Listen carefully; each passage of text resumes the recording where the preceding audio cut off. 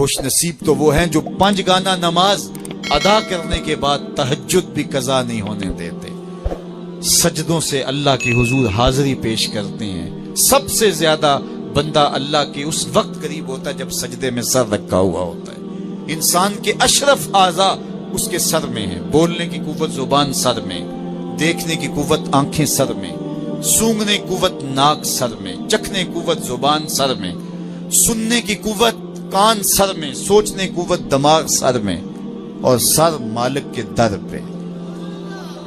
ناک بھی رگڑ رہا ہے، پیشانی بھی رگڑ رہا ہے، اور زبان سے کیا کہہ رہا ہے؟ سبحان ربی الاعلی، مالک مجھ سے نیچے کوئی نہیں، تیرے سے بالا کوئی نہیں۔ انسان کو بندگی کا ذوق جب نصیب ہو جاتا ہے، جب اس کے حضور بندہ جھکنے لگ جاتا ہے، تو پھر وہ کسی کے آگے نہیں جھکتا۔ وہ ایک سجدہ جسے تو گراں سمجھتا ہے، 1000 سجدے سے آدمی کو دیتا ہے نجات۔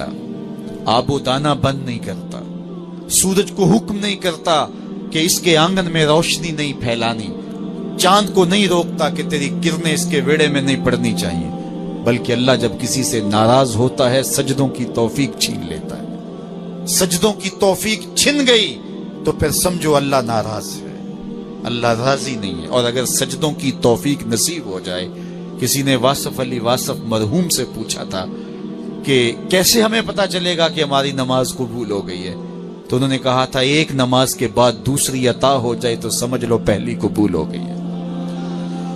تو نمازوں کا نصیب ہونا یہ اللہ کی رضا اور اللہ کی خوشنودی کی دلیل ہے، اور سجدوں کی توفیق کا چھن جانا یہ اللہ کی ناراضگی کی دلیل ہے۔ میں اور آپ دیکھیں کہ ہم کہاں کھڑے ہیں۔ دیکھیے دولت تو کفار کو بھی ملتی ہے، اللہ دولت اسے بھی دیتا ہے جس سے راضی ہے، اسے بھی دیتا ہے جس سے نہیں راضی، لیکن سجدوں کی توفیق اسے ہی دیتا ہے جس پہ وہ راضی ہے۔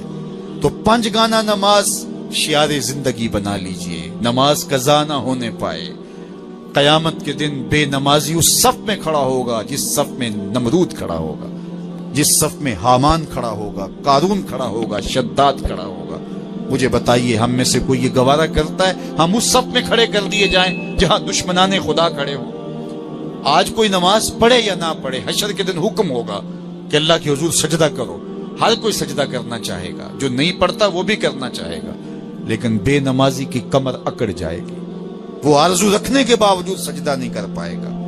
قرآن بتاتا ہے کچھ لوگ جہنم کو دھکیلے جا رہے ہوں گے، انہیں کچھ لوگ پوچھیں گے ما سلککم فی سقر، تم جہنم کو کیوں جا رہے ہو، کیا ہوا تمہیں؟ تو وہ جواب میں کیا کہیں گے؟ لم نک من المصلین، ہم نماز نہیں پڑھا کرتے تھے۔ سب سے پہلا حساب قیامت کے دن جو بندے سے لیا جائے گا وہ نماز کا لیا جائے گا۔ پہلا سوال بندے سے یہ ہوگا۔ یا چڑیاں بھی رب کی تسبیح بولیں اور اشرف المخلوقات سویا رہے، جب صبح کا وقت ہوتا ہے حشرات الارض بھی بلوں سے نکل کے رب کی تقدیس کے ترانے پڑھ رہے ہوتے ہیں۔ درختوں کی شاخوں پہ چڑیاں پرندے وہ بھی اللہ کی تقدیس کے ترانے پڑھ رہے ہوتے ہیں، حشرات الارض بھی اس کی تقدیس کے گیت گا رہے ہوتے ہیں، اور اشرف المخلوقات خراٹے لے رہا ہو۔ اس سے بڑی بد نصیبی کیا ہو سکتی ہے؟ آئیے 5 گانا نماز شعار زندگی بنا لے۔ اس مجلس میں اگر کوئی بے نمازی ہے تو آج عزم مصمم کر کے یہاں سے لوٹے کہ آج کے بعد نماز نہیں چھوڑوں گا۔ اور اگر آپ 5 گانا نماز کی عادت رکھتے ہیں تو آپ کو مبارک ہو، لیکن یہ عزم کر کے جائیے اپنے گھروں میں، اپنے اعزاء و اقرباء اور اپنے دوستوں میں اس زور سے تلقین اور تاکید کریں گے نماز کی کہ وہ پکے نمازی بن جائیں گے۔ بندہ بندگی سے سجتا ہے، زندگی آمد برائے بندگی، زندگی بے بندگی شرمندگی۔ اگر زندگی میں بندگی نہیں تو زندگی کے پلے ہے کیا؟